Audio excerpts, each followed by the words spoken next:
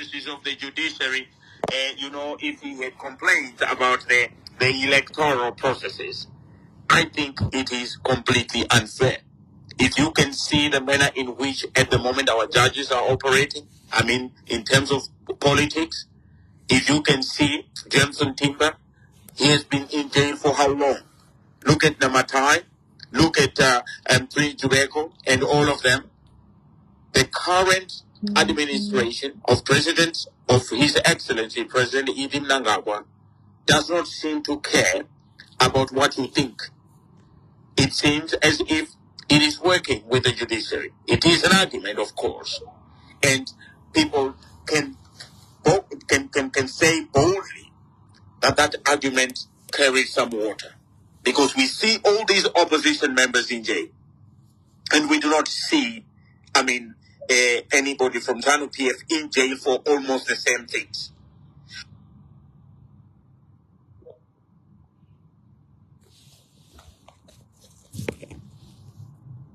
Yet to collect those V11s, were they going to have the capacity under the manner in which I've told you that the G40 neutralized, police neutralized, the army neutralized, the parliament neutralized? What about these ordinary folks?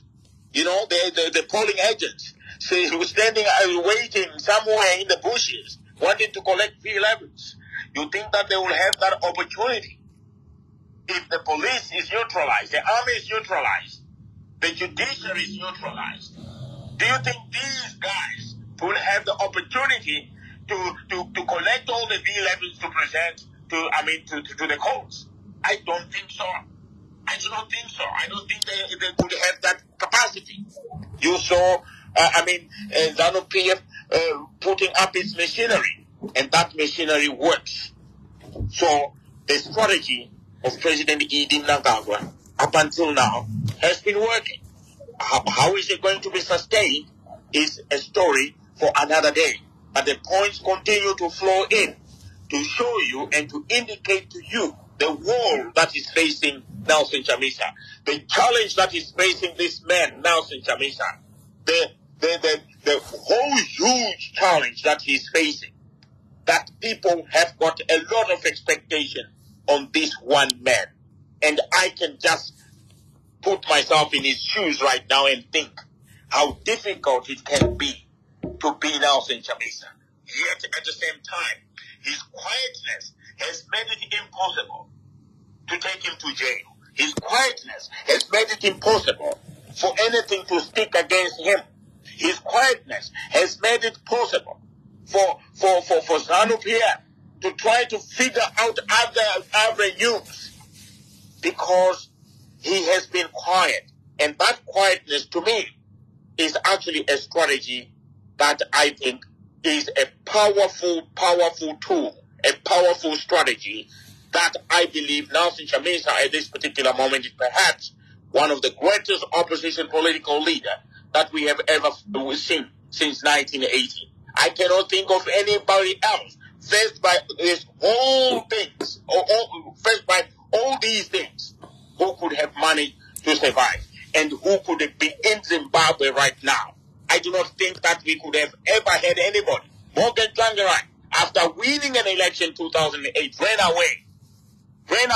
Think about it. A winner of an election running away from the country. That is the kind of difficulty that Nelson Chamisa is facing.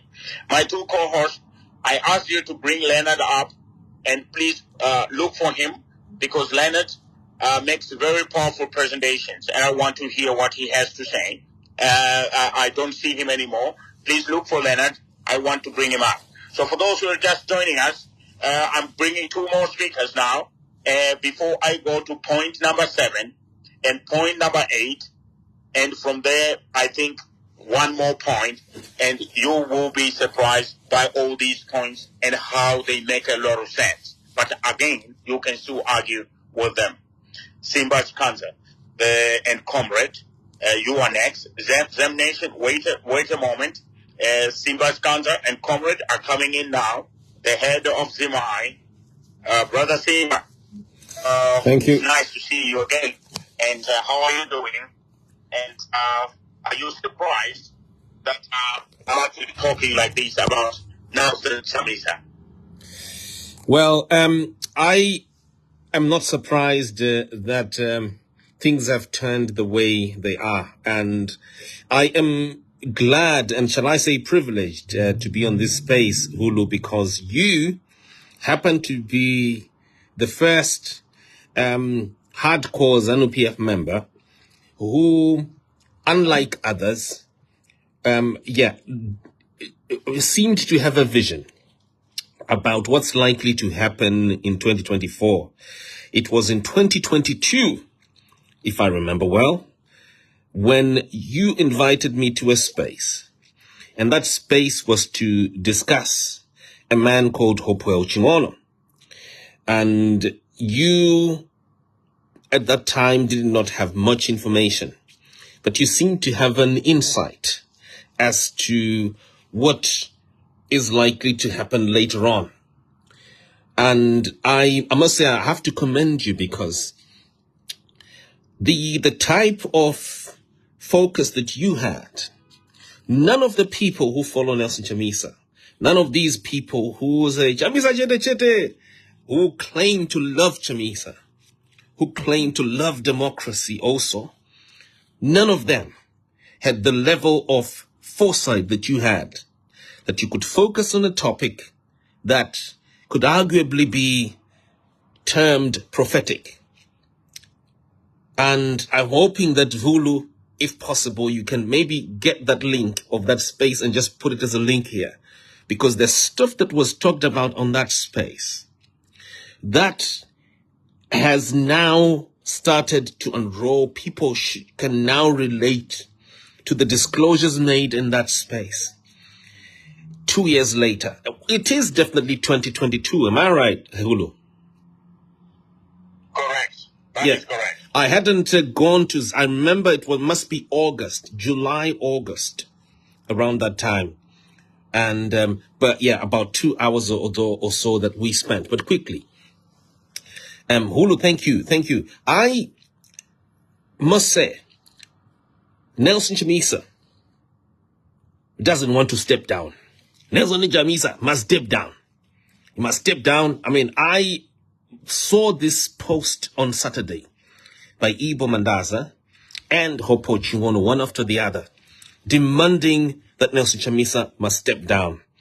And I was shocked. Okay, step down for what? But I think some people didn't understand. Of course, Hopo said that Chamisa lied that he resigned. He didn't resign. And there was also a threat by Ibo Mandaza that we're going to expose you now if you do not step down, step out of politics. Your topic today is who is behind the negativity, or who is behind the attacks on Nelson Chamisa? Who exactly are these? Now, I have two people already that I will disclose that I see here. And the first one is a person called ZANU-PF. The second one is another person who I will only call a thief, working with ZANU-PF. These are people who are not necessarily in ZANU-PF, but they're working with the system. And the agenda is to dislodge Nelson Chamisa so that they can have a place, a carving inside society, and a carving for themselves where they can displace and remove Nelson Chamisa totally. By the way, we have Nelson Chamisa, the person who could easily be an idiot. As some people say, Chamisa is an idiot, Chamisa atazaicheche. But then there's Nelson Chamisa, the brand. Nelson Chamisa, the brand, is as powerful as what people see in the United States as the Democratic Party or the Republican Party. Nelson Chamisa, the brand, is a combination of millions of people. So quickly, what we are suffering in this country appears as if it's Chamisa. It's Chamisa's dictatorship. It's Chamisa's Bible verses. It is Chamisa's, what were they saying as well, by the way? Idolism, two people focusing too much on him. And then we have here some of these characters saying that Chamisa and Emmerson Mnangagwa, and then so they pair Chamisa with Emmerson Mnangagwa. They say these two, their character is the same. What's going on? When I see Zimbabwe, all politics in this country died in 1975. The day when Herbert Chitepo was bombed and he was killed, and Emmerson Mnangagwa had, by that time, bedded Josiah Tongogara's sister, the politics of this country died. Yeah, but that we cannot say. I apologize. I apologize that I'm going to offend some people, but let me deliver. Let me deliver what I'm saying here, please, because I'm going to make some quotes. Because Grace Mugabe talked about it. He wanted to kill the president. Kubamuna 1980. My elections apera muna March. Akaudza president uyu kuti indai ku Mozambique. So by 1980, not only Herbert Chitepo was supposed to be killed, Robert was supposed to be killed. Number 3, who was also supposed to be killed, Joshua Nkomo was supposed to be killed. Now the entire project of the Black Liberators was supposed to be killed by March 1980, using the exact words of Amai Grace Mugabe while her husband was alive. Now, if we understand that, we will be able to see a deficiency in our community, in both ZANU-PF and the opposition. It's a deficiency of intelligence. We have failed to detect who is our friend and who is our enemy. Among us, as some of these comrades say, are mercenaries of Ian Smith. I'm not going to mention names. Tisataure mazita. Atisukuzotaura mazita tonight, because I don't want to offend some of our brothers and sisters here from different groupings. But I'm saying here, there is a kwashioka. It's a kwashioka of intelligence. I could be here, and I'm smiling, and we're eating together, but the person who's next to me is a plant of an enemy. Now, quickly, I want to juxtapose what happened back then, as I said, to what is now happening today. There was a collusion of the people, of certain people with foreigners. And the British Rhodesia intelligence system, and these are named people who I personally have had direct contact with. The people who trained the Rhodesia CIO system, the special branch, who are responsible for the current mess. I have had direct physical contact with them. Some of them I've had meals with them for years. Now, these people were foreigners, and they ensured that everything in this country must die by 1980. Now, I will leave that now, right now. Dombo Isia aside. That grouping is a grouping, right, today of warlords that we could say are controlling ZANU-PF.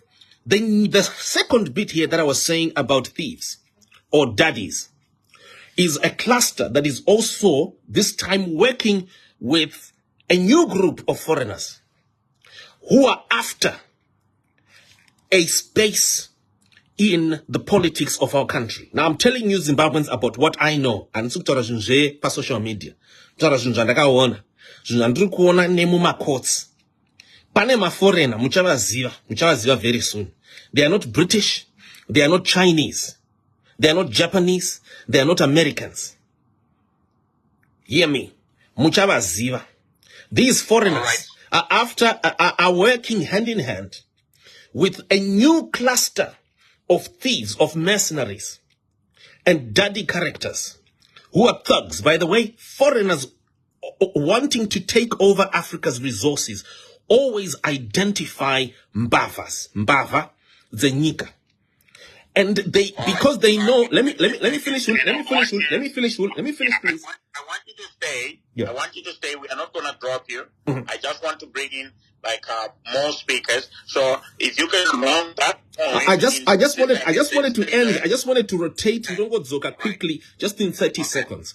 Coming back to the topic, who is behind Nelson? Who is behind these attacks, Nelson, against those Chamisa?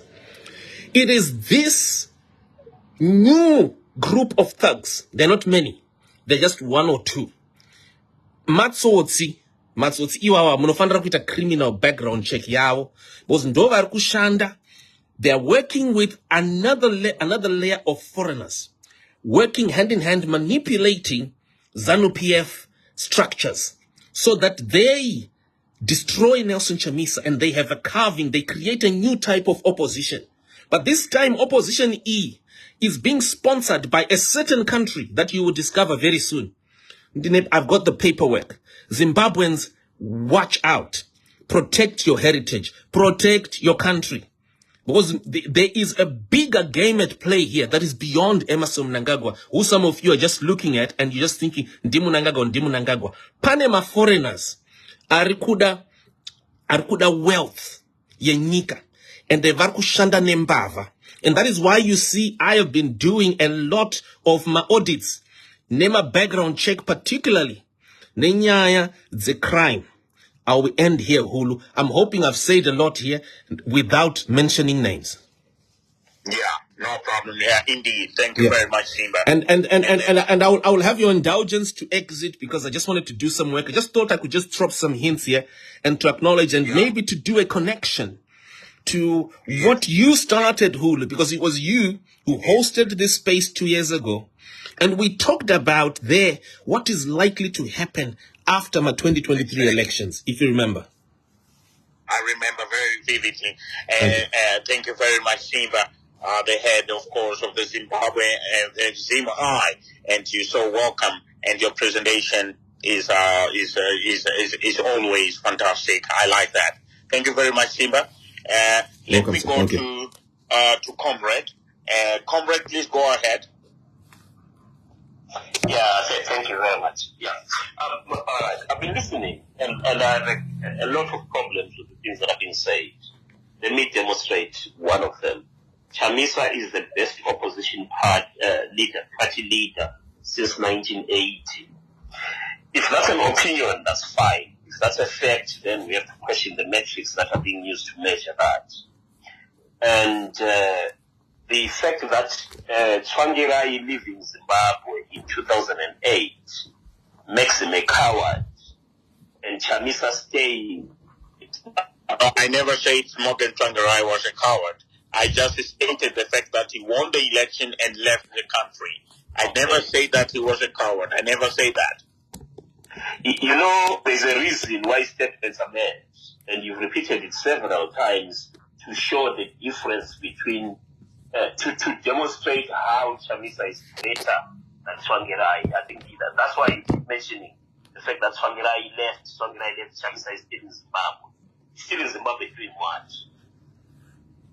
So, that's what I'm saying. I don't know what metrics are being used, but in reality, Tsvangirai put his life at risk so many times. He was on the forefront.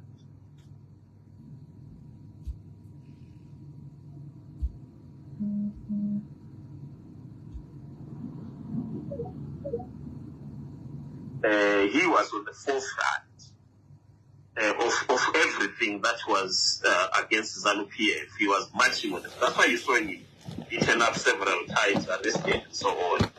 And I think once Chamisa was with him, well, it was like beaten up on one occasion, badly beaten up. But I have a problem, and that's what I'm saying. If it's an opinion, then brilliant. But if it's facts, then the facts don't lie. And hence, Chamisa cannot be spoken of as one of the greatest opposition party leaders using the 2 million votes that come from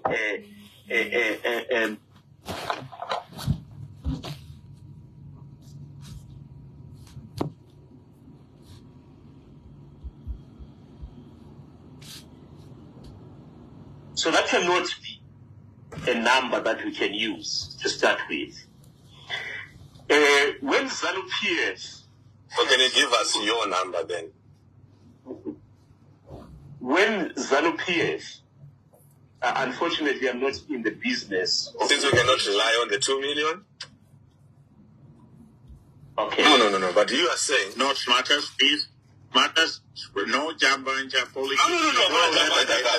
To put we are not using 2 million. Can you use... We will respond to him. But that is a valid question. But then I do not want you to interject the details because there are so many other people requesting that want to speak. It's not a valid question. Okay, comrade, go ahead. It's not a valid question because... KK Smarters, you are coming soon. Please do be patient. Okay. Comrade, go ahead. Yeah, it's not a valid question because